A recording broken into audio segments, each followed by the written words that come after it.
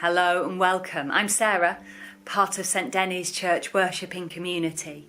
And one thing we do to help us move towards Easter is that we read through Christ's journey to the cross. We often do that within the church building, but this year we're doing it a bit differently. You'll hear 12 voices reading parts of Mark chapter 14 and 15, and you'll see some of the windows from St Denny's Church. In being in there, I've discovered that if you look closely, there are things you might not normally notice. So we bring today, to help us in our preparation for Easter, the story of Christ, read by the voices of St Denny's Church and with images from the windows to help us focus. May this journey to the cross be one where you encounter God and where you see afresh His love.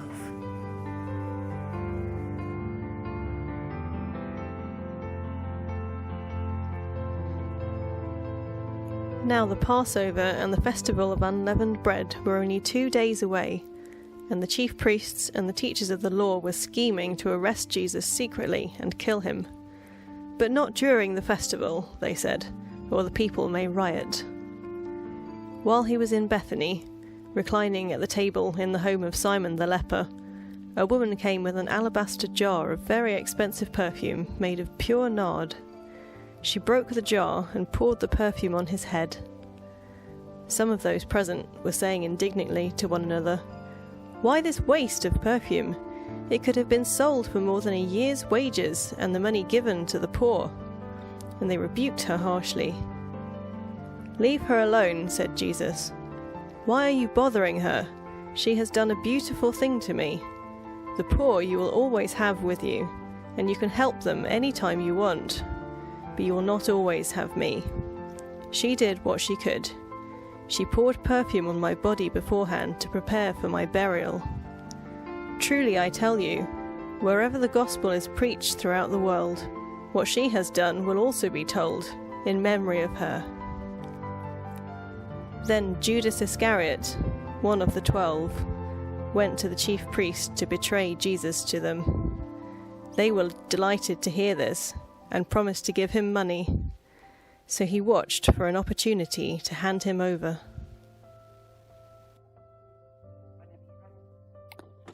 On the first day of the festival of unleavened bread, when it was customary to sacrifice the Passover lamb, Jesus' disciples asked him, "Where do you want us to go and make preparations for you to eat the Passover?"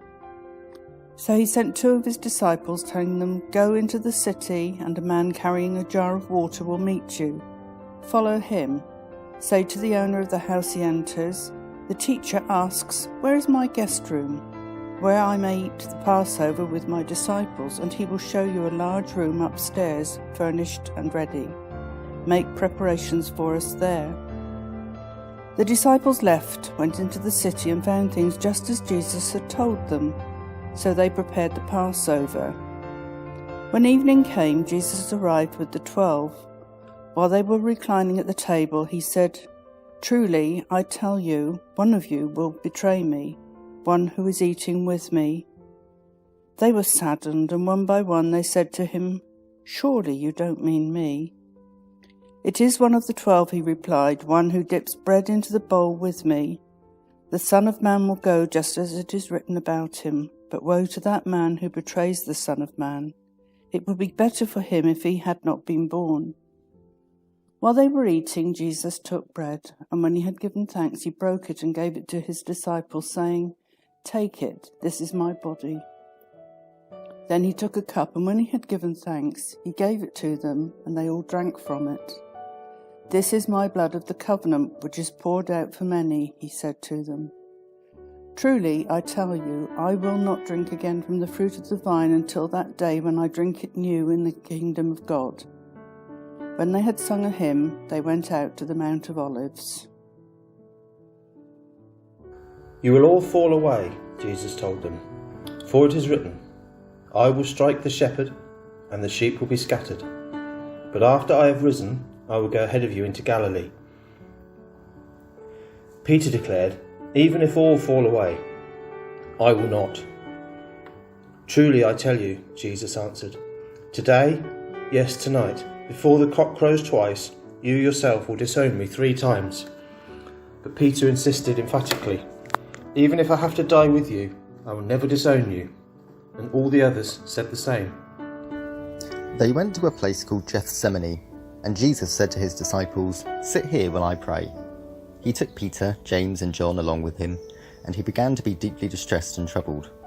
"My soul is overwhelmed with sorrow to the point of death," he said to them. "Stay here and keep watch." Going a little further, he fell to the ground and prayed that if possible the hour might pass from him. "Abba, Father," he said, "everything is possible for you. Take this cup from me, yet not what I will, but what you will." Then he returned to his disciples and found them sleeping. "Simon," he said to Peter, "are you asleep? Couldn't you keep watch for 1 hour? Watch and pray so that you will not fall into temptation. The spirit is willing, but the flesh is weak." Once more he went away and prayed the same thing. When he came back, he again found them sleeping, because their eyes were heavy. They did not know what to say to him. Returning the 3rd time, he said to them, "Are you still sleeping and resting? Enough! The hour has come. Look, the Son of Man is delivered into the hands of sinners. Rise, let us go. Here comes my betrayer." Just as he was speaking, Judas, one of the 12, appeared. With him was a crowd armed with swords and clubs sent from the chief priests, the teachers of the law, and the elders. Now the betrayer had arranged a signal with them. "The one I kiss is the man. Arrest him and lead him away under guard." Going at once to Jesus, Judas said, "Rabbi," and kissed him. The men seized Jesus and arrested him. Then one of those standing near drew his sword and struck the servant of the high priest, cutting off his ear. "Am I leading a rebellion," said Jesus, "that you have come out with swords and clubs to capture me? Every day I was with you teaching in the temple courts, and you did not arrest me. But the scriptures must be fulfilled." Then everyone deserted him and fled. A young man wearing nothing but a linen garment was following Jesus. When they seized him, he fled naked, leaving his garment behind. They took Jesus to the high priest, and all the chief priests, the elders, and the teachers of the law came together. Peter followed him at a distance, right into the courtyard of the high priest. There he sat with the guards and warmed himself at the fire. The chief priests and the whole Sanhedrin were looking for evidence against Jesus so that they could put him to death, but they did not find any. Many testified falsely against him, but their statements did not agree. Then some stood up and gave this false testimony against him. "We heard him say, 'I will destroy this temple made with human hands, and in 3 days will build another, not made with hands.' Yet even then their testimony did not agree." Then the high priest stood up before them and asked Jesus, "Are you not going to answer? What is this testimony that these men are bringing against you?" But Jesus remained silent and gave no answer. Again the high priest asked him, "Are you the Messiah, the Son of the Blessed One?" "I am," said Jesus, "and you will see the Son of Man sitting at the right hand of the Mighty One and coming on the clouds of heaven." The high priest tore his clothes. "Why do we need any more witnesses?" he asked. "You have heard the blasphemy. What do you think?" They all condemned him as worthy of death. Then some began to spit at him. They blindfolded him, struck him with their fists, and said, "Prophesy," and the guards took him and beat him. While Peter was below in the courtyard, one of the servant girls of the high priest came by. When she saw Peter warming herself, she looked closely at him. "You were with that Nazarene Jesus," she said. But he denied it. "I don't know or understand what you're talking about," he said, and went out into the entrance. When the servant girl saw him there, she said again to those standing round them, "This fellow is one of them." Again he denied it. After a little while, those standing near said to Peter, "Surely you are one of them, for you are a Galilean." He began to call down curses, and he swore to them, "I don't know this man you're talking about." Immediately the cock crowed the second time. Then Peter remembered the word Jesus had spoken to him. "Before the cock crows twice, you will disown me 3 times." And he broke down and wept. Jesus before Pilate. Very early in the morning, the chief priests, with the elders, the teachers of the law, and the whole Sanhedrin made their plans.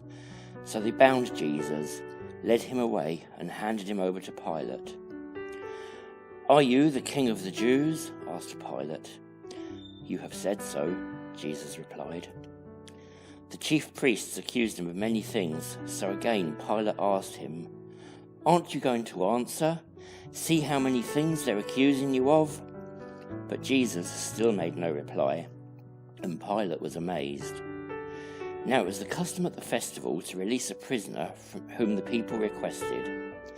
A man called Barabbas was in prison with the rebels who had committed murder in the uprising.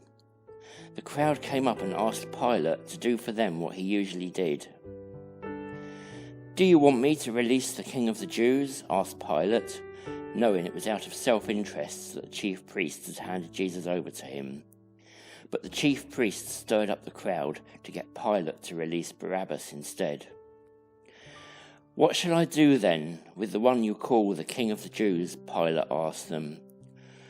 "Crucify him," they shouted. "Why? What crime has he committed?" asked Pilate. But they shouted all the louder, "Crucify him!" Wanting to satisfy the crowd, Pilate released Barabbas to them. He had Jesus flogged and handed him over to be crucified.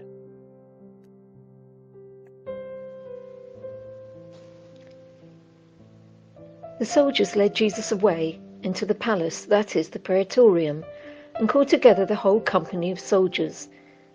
They put a purple robe on him. They twisted together a crown of thorns and set it on him. They began to call out to him, "Hail, King of the Jews!" Again and again they struck him on the head with a staff, and they spat on him. Falling on their knees, they paid homage to him. And when they had mocked him, they took off the purple robe and put his own clothes on him. Then they led him away to crucify him. A certain man from Cyrene, Simon, the son of Alexander and Rufus, was passing by on his way in from the country, and they forced him to carry the cross. They brought Jesus to the place called Golgotha, which means the place of the skull. Then they offered him wine mixed with myrrh, but he did not take it, and they crucified him.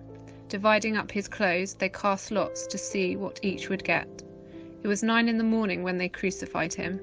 The written notice of the charge against him read, "The King of the Jews." They crucified 2 rebels with him, one on his right and one on his left. Those who passed by hurled insults at him, shaking their heads and saying, "So, you who are going to destroy the temple and build it in 3 days, come down from the cross and save yourself." In the same way, the chief priests and the teachers of the law mocked him among themselves. "He saved others," they said, "but he can't save himself. Let this Messiah, this King of Israel, come down now from the cross, that we may see and believe." Those crucified with him also heaped insults on him. At noon, darkness came over the whole land until 3 in the afternoon. And at 3 in the afternoon, Jesus cried out in a loud voice, "Eloi, Eloi, lema sabachthani," which means, my God, why have you forsaken me?" When some of those standing near heard this, they said, "Listen, he is calling Elijah." Someone ran, filled a sponge with wine vinegar, put it on a staff, and offered it to Jesus to drink. "Now leave him alone. Let's see if Elijah comes to take him down," he said. With a loud cry, Jesus breathed his last. The curtain of the temple was torn in two from top to bottom. And when the centurion who stood there in front of Jesus saw how he died, he said, "Surely this man was the Son of God." Some women were watching from a distance. Among them were Mary Magdalene, Mary the mother of James the younger and of Joseph, and Salome. In Galilee, these women had followed him and cared for his needs. Many other women who had come up with him to Jerusalem were also there.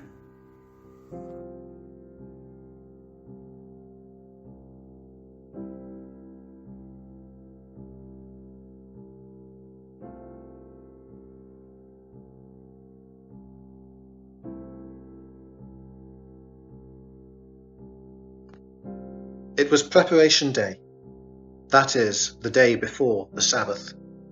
So, as evening approached, Joseph of Arimathea, a prominent member of the council, who was himself waiting for the kingdom of God, went boldly to Pilate and asked for Jesus' body.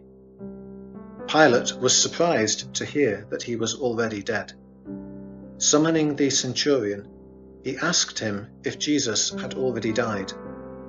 When he learned from the centurion that it was so, he gave the body to Joseph.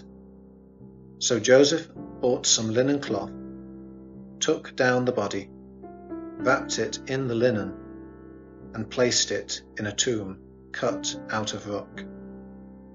Then he rolled a stone against the entrance of the tomb. Mary Magdalene and Mary, the mother of Joseph, saw where he was laid.